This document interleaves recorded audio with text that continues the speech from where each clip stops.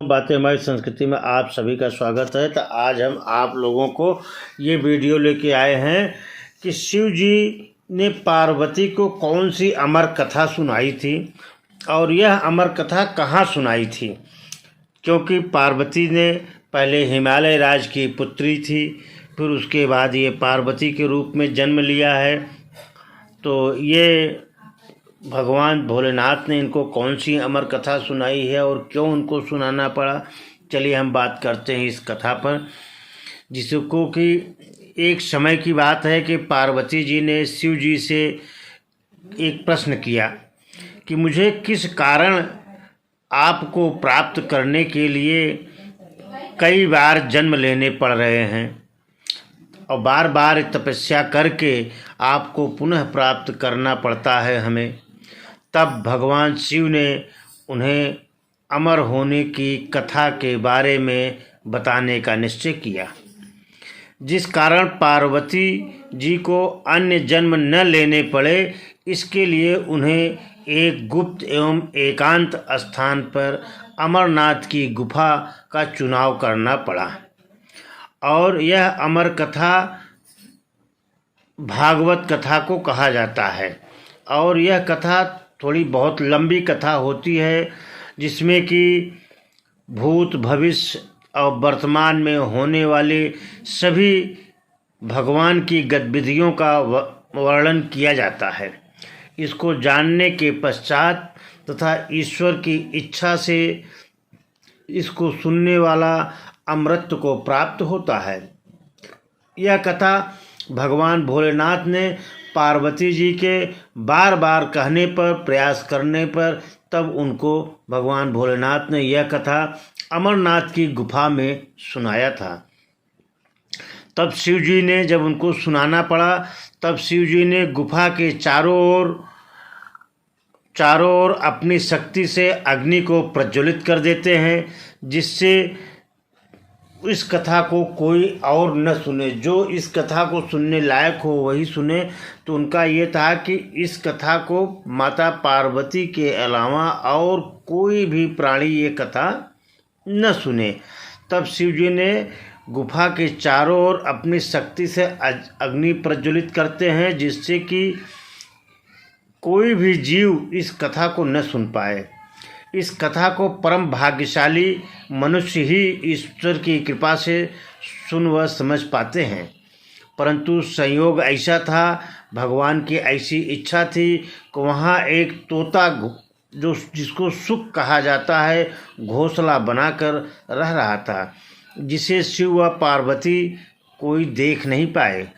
उसमें अभी अंडे ने जन्म दिया था और एक सुक का बच्चा भी उसमें था।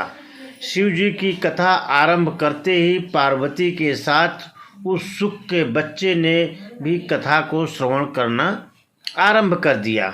कथा के मध्य में जब शिव जी कथा सुनाते तो पार्वती बीच बीच में हुकारी हूँ कस भरती थी, जिससे शिव जी को यह लगता था कि वे कथा सुन रही हैं। और शिव जी जो कथा सुना रहे थे वो एकदम ध्यान मग्न हो करके आंखें बंद करके कथा को सुना रहे थे।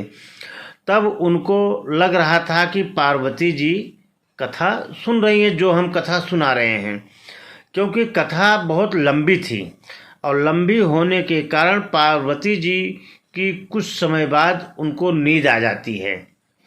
जब नींद आ जाती है तब सुक के बच्चे को यह कथा बहुत अच्छी लग रही थी। उसने सोचा कि यदि पार्वती जी बीच में हुकारी नहीं भरेंगी तो शिव जी कथा सुनाना बंद कर देंगे।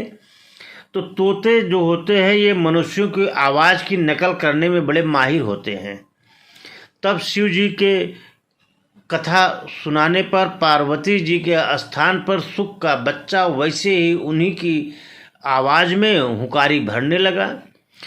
इसी प्रकार शिव जी ने बहुत समय उपरांत जब कथा उनकी समाप्त हो गई, तब शिव जी ने आँख खोलकर देखा तो पार्वती के स्थान पर उस सुक का बच्चा संपूर्ण कथा सुन लिया, हुकारी भर रहा था।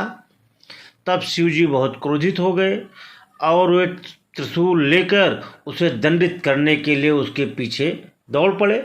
शुक के बच्चे ने उड़ते उड़ते जाकर के एक ब्राह्मणी वेद व्यास की भार्या मतलब उनकी पत्नी के गर्भ में समा गए। इसके कुछ समय पश्चात उस शुक ने वेद व्यास के पुत्र के रूप में जन्म लिया, लेकिन शुक जो थे वो मतलब वेद व्यास की जो भार्या थी उनके गर्भ से बाहर नहीं आना चाह रहे थे। काफ़ी लंबे समय बीत गया। व्यास जी कहने लगे कि नहीं, आप बाहर आइए पुत्र, लेकिन वो कह रहे थे कि नहीं, मैं माया के बस में नहीं आना चाहता हूँ, मैं तभी आऊँगा जब माया हमें न संपर्क में आए हमारे। तो काफ़ी प्रयास करने के बाद तब भगवान ने उसके सामने प्रकट हुए। उन्होंने कहा कि शुक आप आइए, बाहर आइए, आपको माया नहीं छुएगी। तब शुक बाहर आए तो उसके बाद व्यास के पुत्र के रूप में वो जन्म लिया, जिनका नाम शुकदेव नाम से विख्यात हुए। भागवत कथा का उन्हें पहले से ही ज्ञान हो चुका था और उनके पिता वेद व्यास जी ने उन्हें और भी सारे वेद पुराणों की शिक्षा दिया। इसके बहुत समय पश्चात उन्होंने राजा परीक्षित और असंख्य ऋषि मुनियों, देवी देवताओं को इस भागवत कथा या अमर कथा का अमृतपान कराया। तो दोस्तों, इसी भागवत कथा को ही अमर कथा कही जाती है। इसका नाम अमर कथा भी है।